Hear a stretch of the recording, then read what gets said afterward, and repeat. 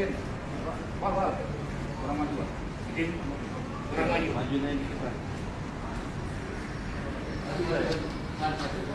Jut. Siap. Ini dimajukan. Awas barang bukti itu. Angkat dulu. Begini caranya. Barang-barang ini bisa. Bongkaran narkoba 200 kilo kurang lebih. Oh, bisa lewat ya, Kak? Lewat mana?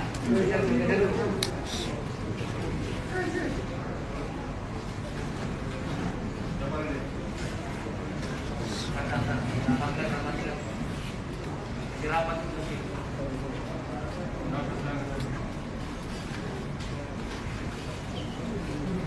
Nah, meja majukan. Keluar dulu. Sebentar.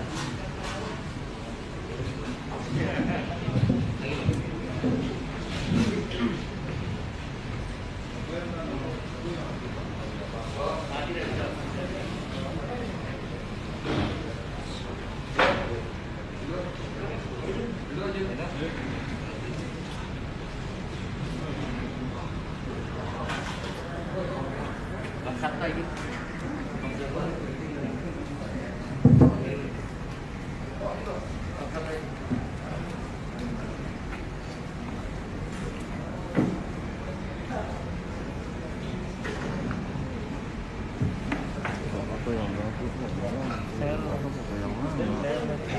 Tes. Instagram. Terus siapa? Langsung kita. Wah. Bener lah komandan lu udah belakang gua lah. Gua lepas sama lu Tim. Sudah? Siap? Terima kasih. Bismillahirrahmanirrahim. Assalamualaikum warahmatullahi wabarakatuh. Yang saya hormati Kapten Satgasus Polri, Kedua, Pak Herman. Yang saya hormati Pak Kirna Polda Metro Jaya, Pak Sabta, Pak Wadir Krim Polda Metro Jaya, teman-teman media yang kita banggakan. Siang ini kita akan merilis satu pengungkapan yang tadi malam sudah sempat kami sampaikan, satu pengungkapan pengembangan kasus sabu narkotika dalam hal ini. Ini sebenarnya pengembangan yang dilakukan oleh tim gabungan antara tim sus dari Mabes Polri bersama-sama dengan Bid Narkoba Polda Metro Jaya, yang memang kurun waktu lebih dari 1 minggu kita sudah melakukan penyelidikan secara bersama-sama bahwa akan masuk narkotika jenis sabu ini ke Indonesia. Ini sebagai gambaran saja kepada teman-teman semua media bahwa ini adalah jaringan internasional dari Timur Tengah yang kita ketahui bersama pada bulan Januari 2020 juga sama, tim gabungan ini telah mengungkap 288 kg sabu-sabu di Serpong, kemudian juga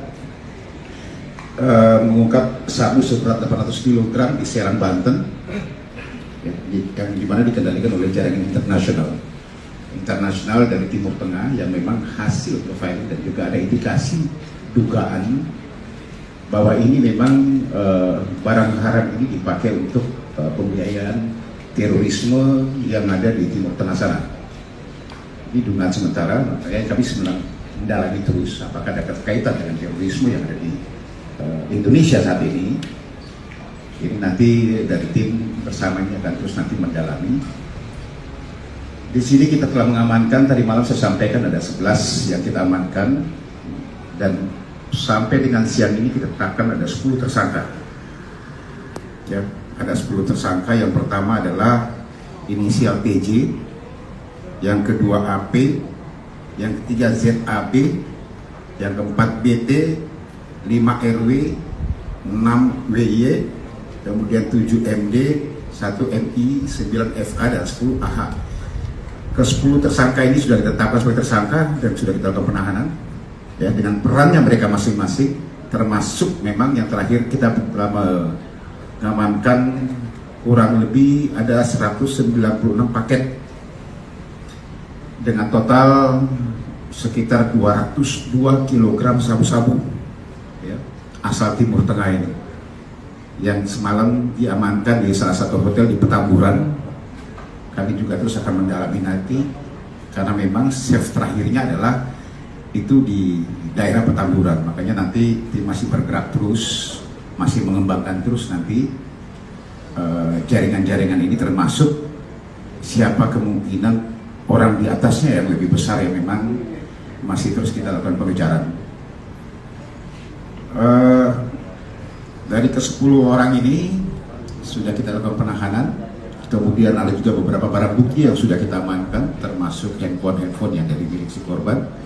Kemudian juga ada satu unit mobil Toyota Agya ya, yang dipakai tadi malam untuk mengangkut barang tersebut, karena sistemnya adalah mereka kontrol delivery yang digunakan. Jadi memang awalnya ada beberapa yang kita amankan dengan perannya masing-masing, kemudian kita ikuti sampai dengan titik terakhirnya adalah di salah satu hotel di daerah Petamburan ya, Jakarta Pusat, di mana orang satu itu menerima terakhirnya. Nah itu yang kemudian kita lakukan penangkapan.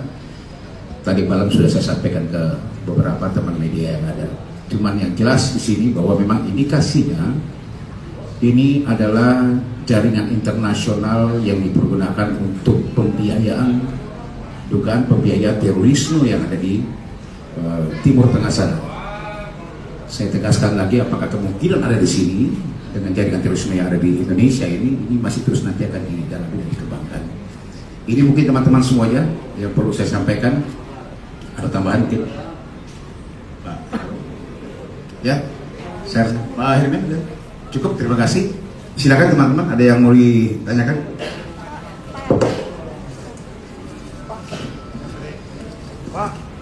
Pak, indikasi pendalaman bahwa ini masuk dugaan masuk jaringan terorisme Indonesia, ada nggak ya bagian dari kelompok-kelompok ormas apa gitu? Sudah saya katakan tadi, indikasi dugaan memang bahwa ini adalah dipakai untuk pembiayaan terorisme yang ada di Timur Tengah. Karena ini kan pengembangan jaringan sama yang kita ungkap di Januari 2020 kemarin, ya, sekitar 288 kg yang ada di Serpong, kemudian ada 800 kg yang ada di Serang, Banten. Kodenya sama. Nanti saya akan nanti kodenya seperti apa. Ya. Nah. Pak Yusri.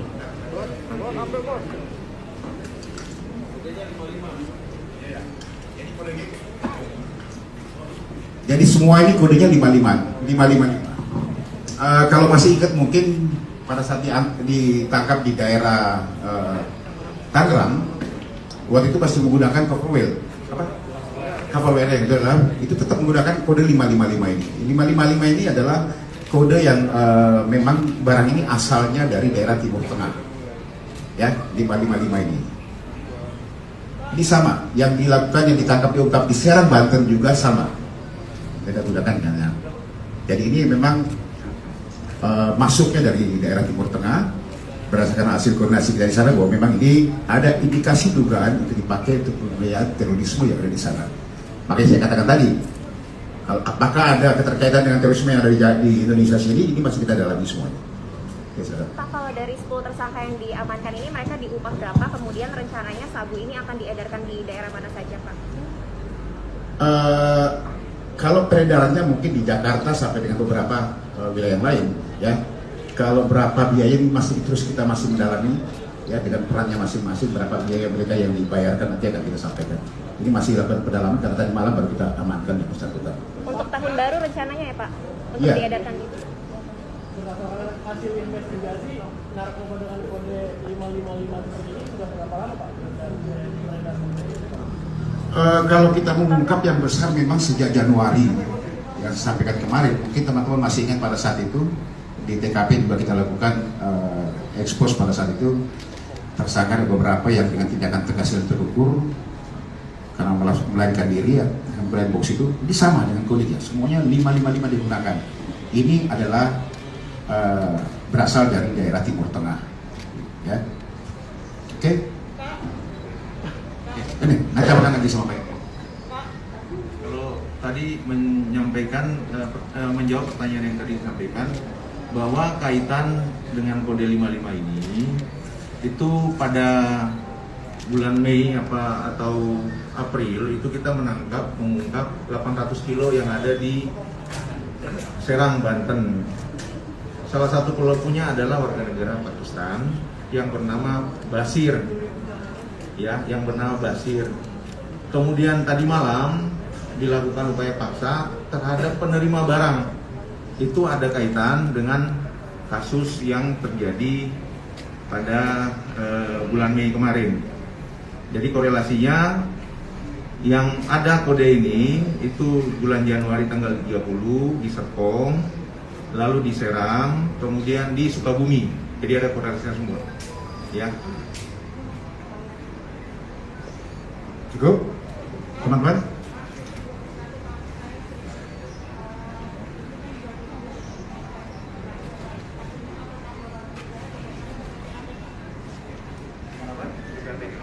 Ya, betul, semuanya. Oke? Pak Yusri, mohon maaf, bisa diulang mungkin nanti ditegaskan lagi pada saat kronologis penangkapan ini dari pelaku ini apakah sedang digunakan, apakah sedang akan diedarkan atau seperti apa Pak? Mungkin bisa dijelaskan lebih ulang. Tadi malam sudah saya sampaikan, tadi sudah dijelaskan lagi bahwa ini memang mulai dari pertama kita mengungkap, ya, menangkap beberapa pelaku-pelakunya, kemudian memang sistemnya kan dia sistem pengiriman barang ini, kemudian terakhir kita menangkap di daerah Petamburan, salah satu hotel, karena memang di situ tadi saya sampaikan Pak Heri memang. Jadi kita tangkap pada saat penerima barang dengan menggunakan kendaraan mobil Toyota Idea yang kita sudah ikuti memang, ya, untuk di mana terakhir diterima barang ini tadi malam dilakukan penangkapan di daerah Petamburan. Yang penerima itu bandarnya apa penggunanya juga Pak? Belum, masih kita dalami. Kemungkinan masih dalamnya, apakah kemungkinan masih ada lagi di atasnya, nanti masih dilakukan pengembangan. Oke. Lalu Pak dari Polda sendiri Pak melihat khususnya dari Direktorat Narkoba sendiri di tengah pandemi kayak gini ternyata masih ada penyeludupan narkoba seperti ini, bagaimana Pak melihat hal kejadian seperti dan ini bukan sedikit juga lagi Pak? Memang benar situasi pandemi COVID-19 ini tetap kita melaksanakan kegiatan kemanusiaan, ya, di situasi sekarang ini. Tetapi petugas-petugas operasional khususnya yang masalah narkoba tetap bekerja sesuai dengan petunjuk yang dilakukan dan tetap semua anggota masih tersebar di lapangan.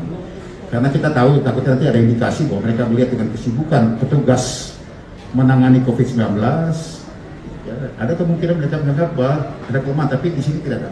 Kami Polda Metro Jaya dengan tim khusus dari Mabes Polri terus bekerja di lapangan, memprofiling terus apapun, ya, bentuk apapun barang haram ini akan masuk ke Indonesia, akan kita lakukan penangkapan. Dan memang dari pertama Kapolri sudah menyampaikan zero narkoba di Jakarta ini harus gitu. Ya, dan masyarakat kita juga yakinkan bahwa masyarakat kita berperan dengan barang haram ini. 202 kg ini kita menyelamatkan hampir 1 juta, ya, hampir 1 juta generasi muda kita. Ini yang kita selamatkan. Totalnya sekitar, kalau dihitung ini sekitar 156 miliar, tapi yang paling utama adalah kita menyelamatkan hampir 1 juta generasi muda kita. Itu yang paling utama kita inginkan. Oke? Lagi Pak, mungkin bisa dijelaskan rute pengirimannya dari negara asal, lewat kapal, dan lewat negara mana? Nanti akan saya sampaikan. Saya mohon maaf, karena ini saya sudah katakan tadi, ini masih berkembang lagi, ya, mudah-mudahan nanti secepatnya kita bisa mengungkap lagi.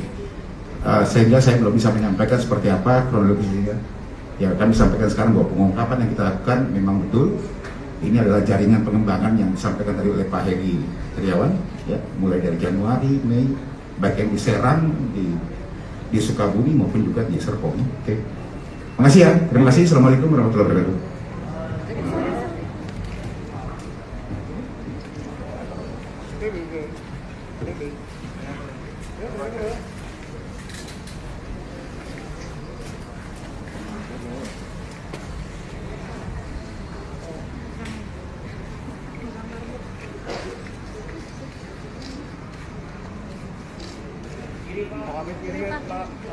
Ya, siap.